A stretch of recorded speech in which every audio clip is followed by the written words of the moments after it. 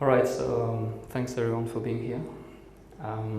It's my first speak in public, I would say. So I'd like to thank first Peter for organizing these beautiful events, and also Jana that introduced me to Peter. I met Jana at market a few months ago, and she said, you need to go in this space, you need to go in this environment, and I can feel the energy here, I can feel the consciousness open. So yeah. I also wanted to take this beautiful occasion to thank someone that is very important for me. His name is Brad Bilby. I will not be here tonight without him, so he's over there. Can you stand up?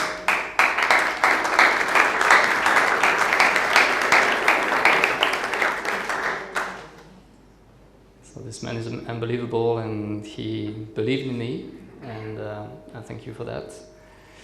And also I wanted to thank my beautiful fiancée, Kimberly, without who I would not be here. And I can tell you that she's supporting me every day, and it's not always easy, because the path of consciousness is quite a hard one, and it's kind of a roller coaster. So I hope you're ready for tonight. So I'm asking you to really open your mind to new concepts. I thank Peter for showing beautiful video before, because I'm sure he will introduce this concept easily. I discovered a few years ago the works of a few very, very famous people. First one was Marco Rodin, who generated the Rodin coil. And the second one was Nassim Haramein, who developed the double tetrahedron concept and the energy of the vacuum. And I was always interested about the fact that both of them were speaking about the same reality, but with completely two different perspectives. One was using a mathematic structure, and the other one was using a geometric structure, but both of them didn't end up with the same paradigm. So I was a bit surprised, so I just decided to work on it, and I discovered that they were both actually speaking about the same reality with just different words. So yeah, so first of all, if you want to find the secrets of the universe, think in terms of energy, frequency, and vibration. So this is Nikola Tesla.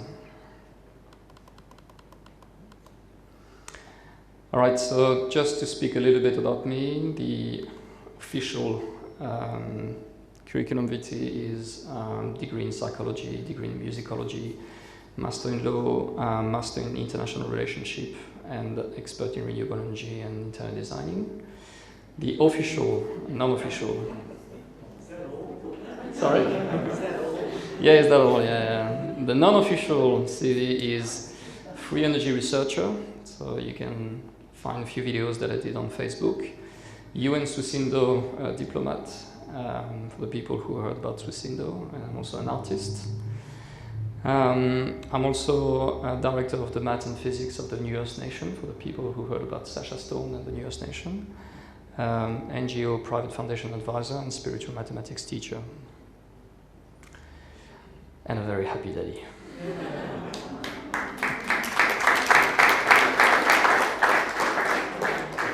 That's the perfect geometry. She has amazing geometry. All right, so balance of duality. I'm going to start with something very known, which is left and right brain. So one is analytical, the other one is analytical, reason, numbers, strategy, understanding. The other one is connection, spirituality, open-minded, and sometimes a bit chaotic. So the first one, I will define it as the ego, and the second one, I will define it as the consciousness connectors. So today there's a kind of struggle between both of them, because we live in a world where everything has to be segmented, everything has to be controlled, and the control induces fear of losing the control.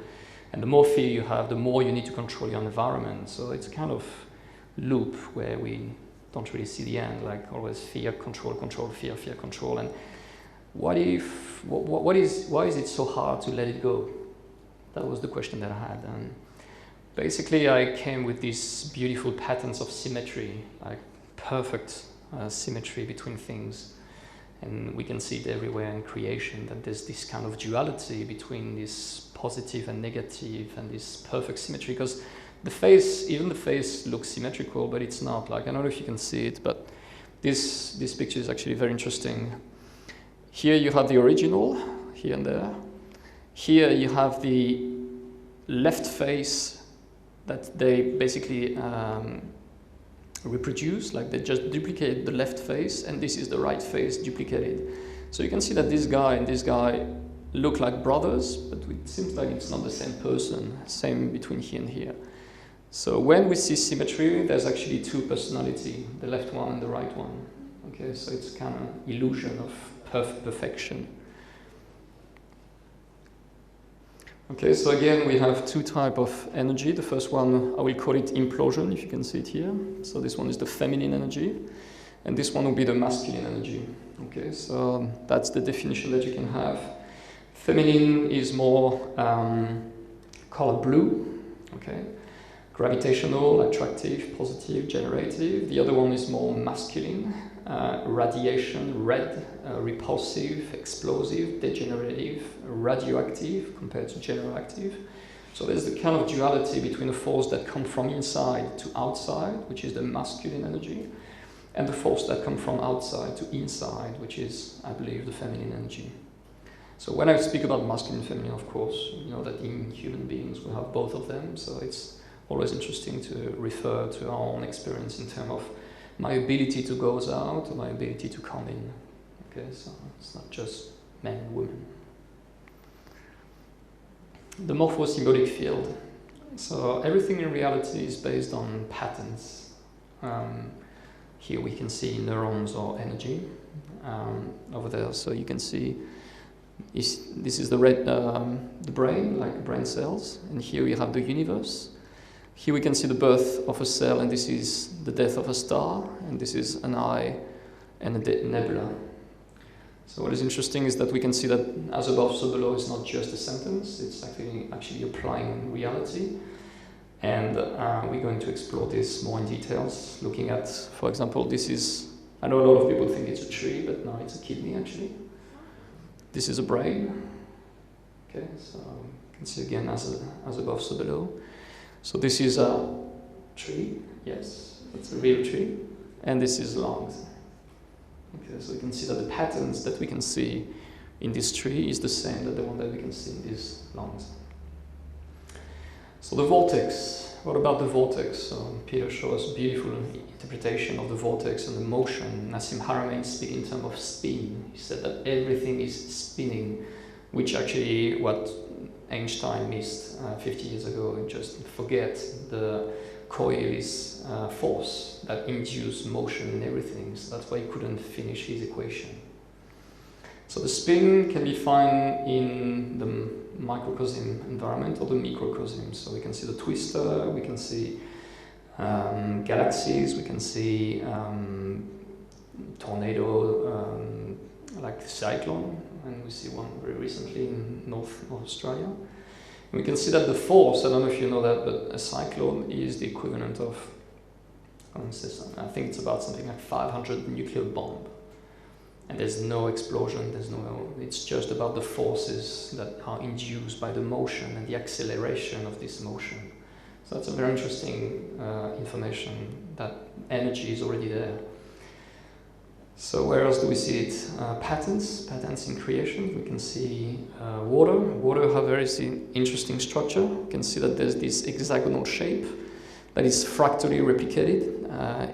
So I don't know if everyone knows what is a fractal, but a fractal is a pattern that is self-replicating. So we can see that here, for example, we see a shape, so a finite shape, and we can see that inside there's a replication of the shape, so in a smaller scale. And it's something that can be infinitely divided. So that's something very interesting, because we actually consider ourselves as a finite body. But we are actually composed of an infinity, literally infinity of cells. It sounds a bit crazy, but the more you come into matter, and the more you find out that there's, again, a patterns of self-replication. So we, as a body, are the perfect example of a finite organism with an infinite fractal replication inside. So we can hold the infinite into the finite, but not the way around. I can't expand myself, but I can divide myself looking in smaller and smaller and smaller scales. That's very interesting. We can see the vortex again in waves.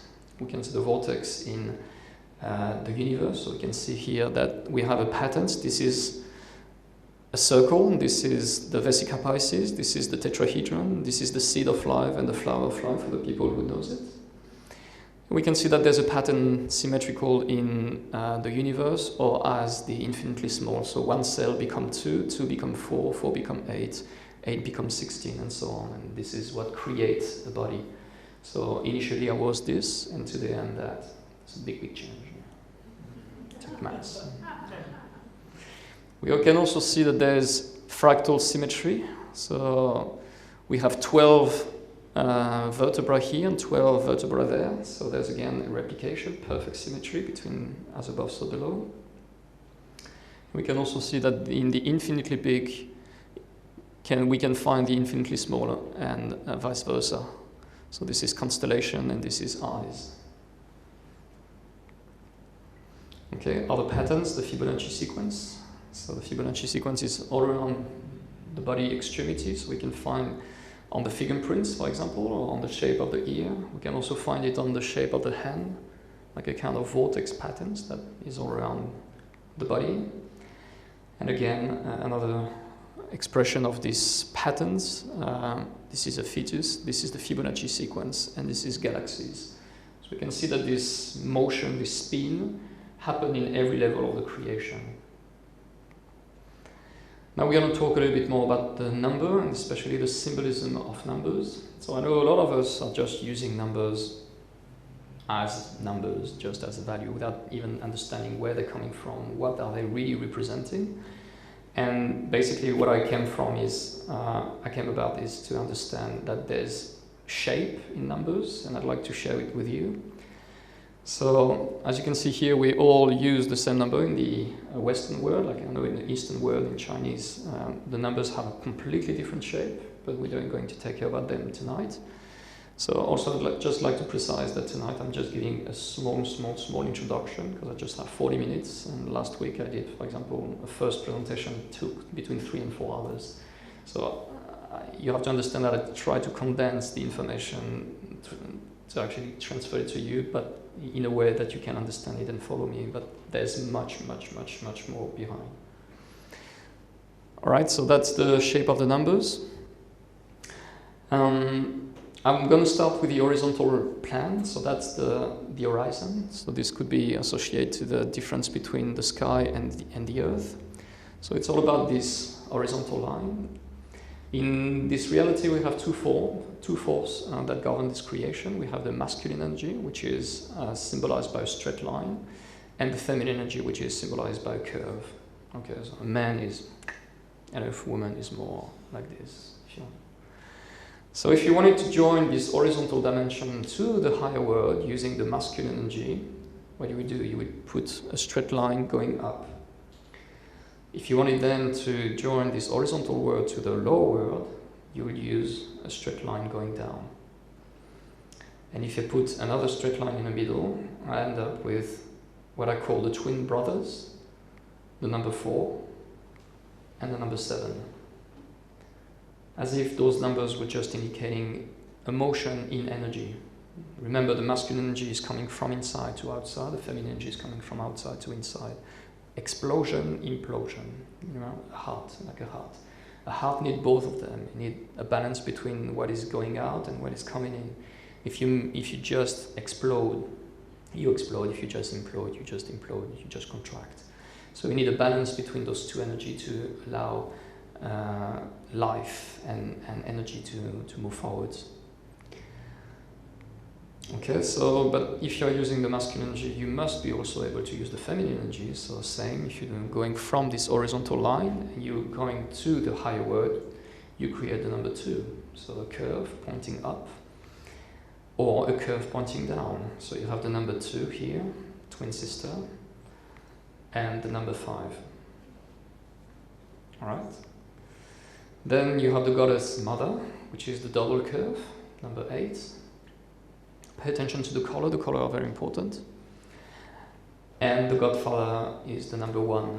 Why that? Because they don't have any horizontal line. They have different properties. I can speak about it later, but that's a big topic. So both of them are perfectly symmetrical. Both of them are creating a passage between above and below. This one using one straight line, this one using double curve. Okay. Now we're going to talk about the vacuum. So who knows what is the proportion of the vacuum in creation? The vacuum is the space that is devoid of matter, okay, free of space. So there's nothing in it, nothing tangible that we can see in this dimension. Awareness. Sorry? Space is awareness. Space is awareness, correct.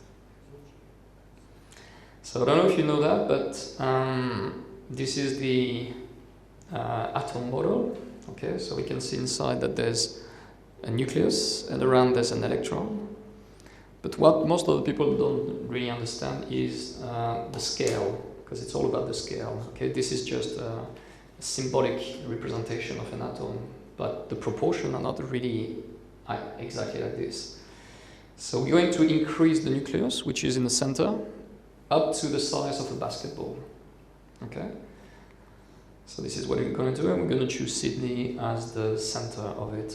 So if the nucleus was, so the protons was the size of a basketball, do you know that the electrons would be at 30 kilometers from here?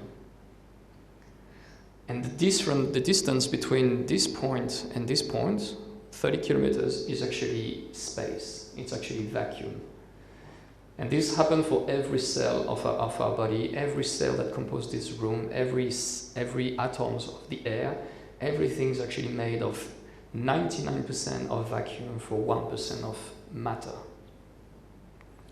Okay, this would be the electron, and the electron would be the size of a ping pong ball, okay, to give you an approximation. So if we take the basketball and we divide it by the vacuum, we have a ratio of 30 centimeters diameter for the basketball, something like this, for 30 kilometers of vacuum. Okay, I hope you follow all.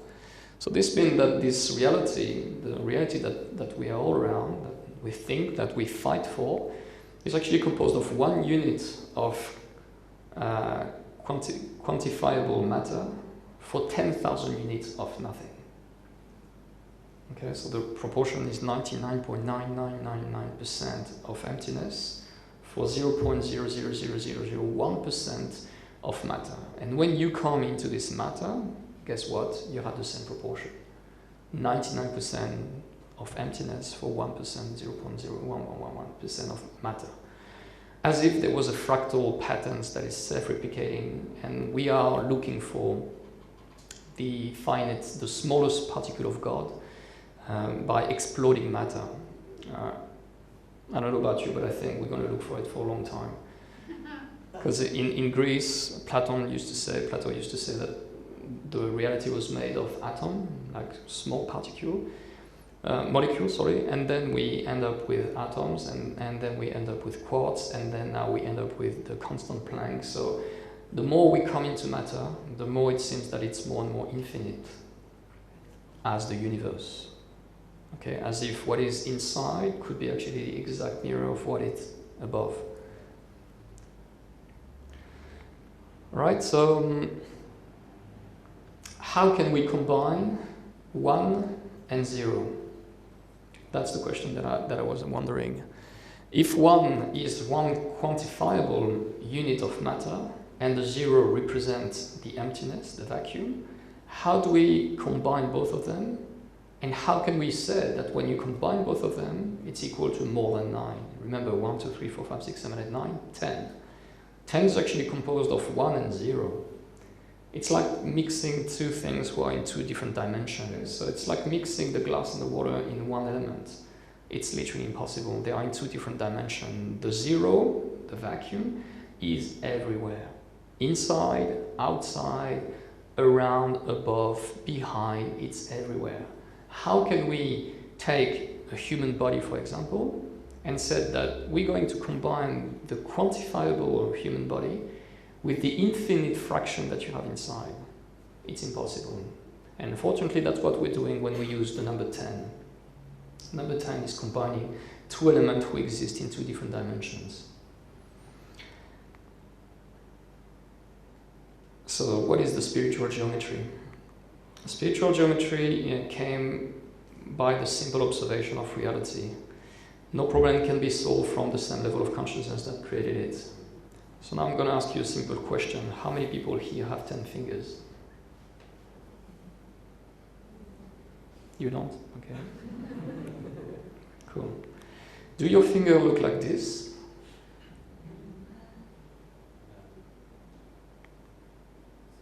Okay, thumb, index, middle, the ring, the pinky.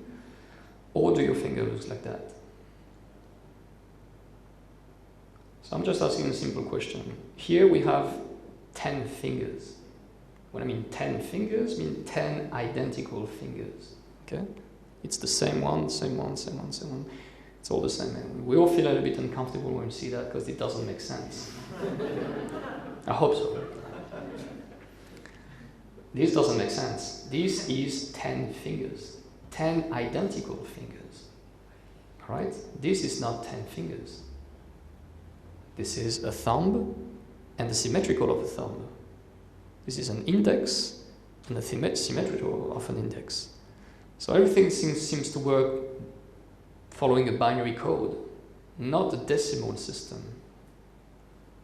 Alright? So for the purpose of the experience tonight, as I can't give you too much information, I'm going to ask you just to follow me in this path. And I'm going to ask you to just play the game. I will explain you later. So it's all about the creation. The creation couldn't start with a full geometry. It has to start with a dot, and the dot is the beginning.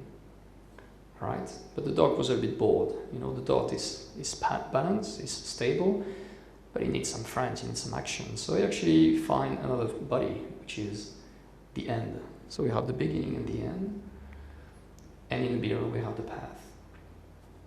But when you actually join those two, like, okay, it's cool, but what's going on after? We need an alternative, we need a choice. With the possibility to explore something else, because you can't just come back. And this creates what we see as the trinity. Okay, and the trinity gives what? Another beginning, because it gives another dot. This dot gives another end, another end gives another choice, and then we can build a fractal reality based on that. Okay, so now we're going to have a look to the radiant force. So the radiant force is the masculine energy, the red one. It's actually composed of three masculine energy. I don't know if you remember them. We have the twin brother, 4 and 7, and we have the godfather, which is the 1. Why that? Because they just have straight line. There's no curve. Okay, so we're going to put the godfather here, and then we're going to put the two brothers here and there. Okay, 1, 4, and 7. So when you combine 1, 4, and 7, you end up with 1 plus 4 equal 5, 5 plus 7 equal 12, but as I told you, 12 doesn't exist, because the decimal system doesn't exist, because the 10 is an illusion. So what we're going to do, we're just going to say that 12 is actually equal to 1 and 2. So 1 and 2 equal 3.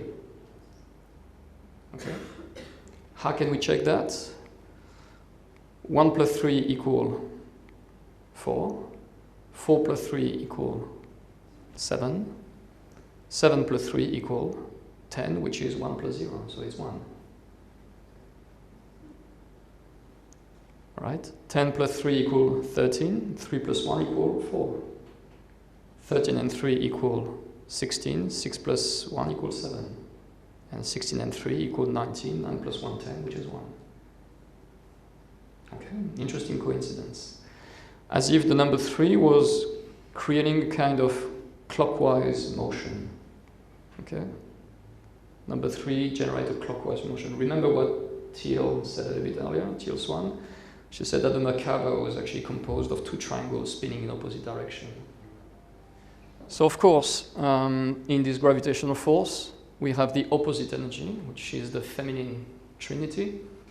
By the way, in Catholic religion, we think that there's the Father, the Son, and the Holy Spirit. I still don't understand how the Holy Spirit are separated. I'm guessing, I'm thinking about it, but I still don't understand how the Holy and the Spirit are separated. We talk about the same entity. So how can you separate the Holy and the Spirit? So, okay, so we have the God, the Father, the Son. We must have the Holy Spirit in one entity. So we have a triangle. We don't have a cross. The cross is dividing, separating. The triangle is unifying. So the gravitational force, we have the number 8, feminine energy. Then we have the number 5, and then we have the number 2. Okay, how can we combine them? So 2 plus 5 equals 7, 7 plus 8 equals 15, 5 plus 1, 6.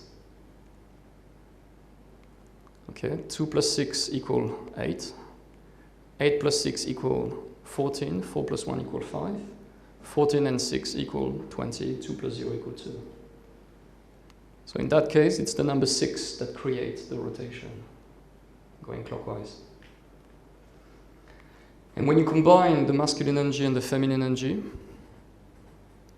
so we have the 1, 4, 7, then we have the 2, 5, 8, and we create a very interesting patterns that we can imagine in 3 dimensions as the Merkaba. Okay, now I just have a question. So we saw that the number 3 and the number 6 are connected to the masculine and feminine energy. Where's the number 9? Can you all see it? 3 plus 6. 3 plus 6, yeah. In these patterns, can you see the number 9? So we have the 1, 4, 7, 2, 5, 8. So we have the godfather number with the godmother number, 1 plus 8 equal 9. We have the feminine energy pointing up and the masculine energy pointing down, 2 plus 7 equal 9. Here you have the feminine energy pointing down, 5, and the masculine energy pointing up, 4 plus 5 equal 9.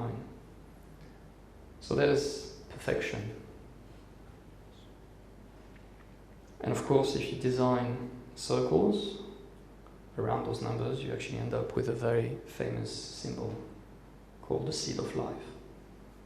This symbol has been recorded in all ancient buildings since a long time ago. If we add more circle around, we create bigger patterns. But we're going to stick to this sequence, which is, I'm sure you're very familiar with it. It's called the cellular division. One cell split into 2. Okay, 2 split into 4, 4 split into 8, 1 cell, 2 cells, 4 cells, 8 cells, and so on. So here we have the number 1 split into 2. 2 times 2 equals 4. 4 times 2 equals 8. 8 times 2 equals 16, which is 6 plus 1, 7. 16 and 16, 32. 3 plus 2, 5. And 32 and 32, 64. 6 plus 4, 10, which is 1. So we have a pattern that is replicated in the more intimate part of our body, which is the cell. How we're born. We're actually born from 1 that came to 4, 6, 8, 7, 5, and come back to 1.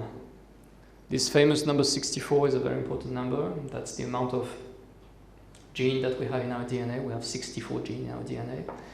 That's the amount of circle that we have in a flower of life. That's the amount of straight line that we have in the yin qin. It's a very, very particular number. And it's, as a coincidence, the end of the division of the cycle. So the first cycle did 1, 2, 4, 8, 7, 5. And after that, 64, what do we have? We have 64 and 64, 128. So 128 is 8 and 2, 10 and 1, 11, 1 and 1, 2. 256, 5 and 6, 11 and 2, 13, 3 plus 1, 4. 5 and 12, 5 and 1, 6 and 2, 8. 1024, 4 and 2, 6 and 1, 7. 2048, 5, 4096, 1, and so on. So we have a pattern that is self-replicating and self-replicating and self-replicating, and is the base of our human body. Remember, if we believe in the Bible, the world has been created in 6 days, and God had a rest on the 7th day. 1, 2, 3, 4, 5, 6. And then we are going into the next level, the next harmonic, because it's all about a pattern that is self-replicating and self-replicating. It's all about resonance, vibration, frequency, coming out, going in, coming out, going in, imploding, exploding. So this is the third dimension. The third dimension is based on trinity, double trinity. Trinity made of masculine energy, explosive, and feminine energy, imploding. But there's a fourth dimension. The fourth dimension is the word of the duality, of the binary. How do we see that? 1 plus 2 equal 2 plus 4 equal 4 plus 8 equal 12, which is 2 plus 1, 3. 8 plus 7, 15, which is 1 plus 5, 6. 7 and 5, 12, 2 plus 1, 3, and 5 and 1, 6. So I have 3, 6, 3, 6, 3, 6. And again, 3 and 6, 9, 3 and 6, 9, 3 and 6, 9. 3 plus 3 plus 3 equal 9. 6 plus 6 plus 6 equal 18. 1 plus 8, 9. So again, we have perfection. And again, when we combine the fourth dimension together, we arrive to the fifth dimension, which is a combination of 3 and 6, 9, 3 and 6, 9, 3, 6, 9, 3, 6, 9, 3, 6, 9. So in the third dimension, we are in a trinity. In the fourth dimension, we are in a duality, binary. Think about a magnet. When you think about a magnet has north and south, integrated into the same elements. Okay, so it's holding the duality into itself. Where in this dimension we need separation, because God, the duality is the expression of God through masculine and feminine energy. So if we write the 3 and 6, now we have emotion. And again, we're going to combine the third dimension with the fourth dimension. 1 plus 3 equal 4, 3 plus 2 equal 5. That's what you're going to see now, 4, 5, 2 and 6, 8, 6 and 4, 10. 1 and 3, 7, 8 and 3, no, 3 and 4, 7, sorry. 3 and 8, 11, which is 2. And now if we're combining the 1, 4, 7, the masculine energy, and the 2, 5, 8, so we end up with 1, 4, 7, 2, 5, 8, 2, 5, 8, 1, 4, 7. And here we end up with the vortex mathematics. As if everything was the combination of a masculine energy and a feminine energy connected through bridges, energetic bridges. So we can actually use numbers to travel in dimension. We can actually use numbers to see what the eyes and the sense can't see. We can use our mind to travel in the subtle reality. Just by changing one paradigm that we've been taught since we're kids, which is that we have 10 fingers. It's an illusion. I have 5 at the resonance of 5. I don't have 10. Alright, so why do we have 360 degrees in a circle? Why do we have 3,600 seconds in an hour? Why are we using a system hexadecimal to make programmation? What is the relationship between pi and the golden number? Why the ancient used to tune music instrument on 432 or 528 as the DNA activation?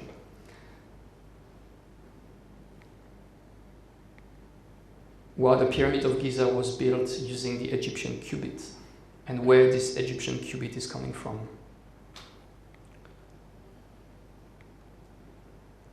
The decimal system is the base of our civilization. Just think for a second, what if it was wrong? What if he was creating a decimation, a form of separation between people, an illusion of separation, instead of integrating the paradigm of harmonics and vibration? We can find it in every fraction of our day-to-day life. What if it was creating an illusion of separation between the white and the black, between the poor and the rich, between the male and the female? Like, what's the difference between someone that has $1 and someone that has 1 and 0,0,0,0,0 behind? It's all emptiness. Why do we allow this to happen? Or how can we allow this to happen, to create this separation, this differentiation? I don't want my kid to look at me like this one day. I don't know about you. I'd rather see this, and this, and this, and this. And this is our responsibility, to fight against our own perception of reality and just reprogram ourselves following the real patterns of creation, which is vibration. Like, we can put it in all the directions that we want, everything vibrates. A vibration is nothing more than this shape, right? In 3 dimensions, this shape, it will be this. So again, it's a vortex. And what a vortex is made of? Explosion, contraction, explosion, contraction, explosion, contraction, masculine, feminine, feminine. It's all about this energy that goes out and comes in, goes out and comes in. So why we don't see that? Why do we don't teach that in our school? Which type of society could we have if we were teaching to our children harmonic mathematics?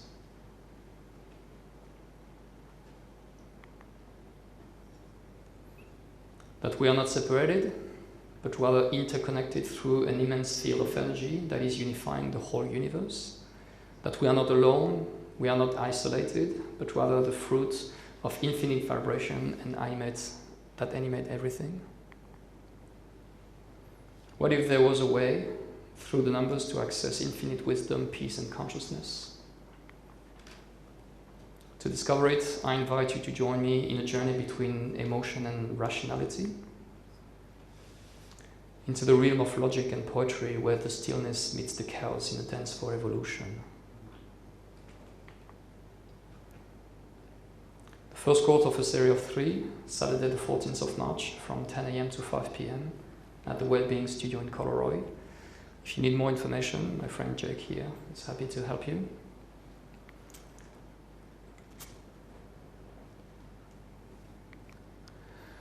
What you will learn during these courses will deeply transform you by eliminating the permanent war that we are currently have without even knowing it between consciousness and ego. Because the ego understand means standing under.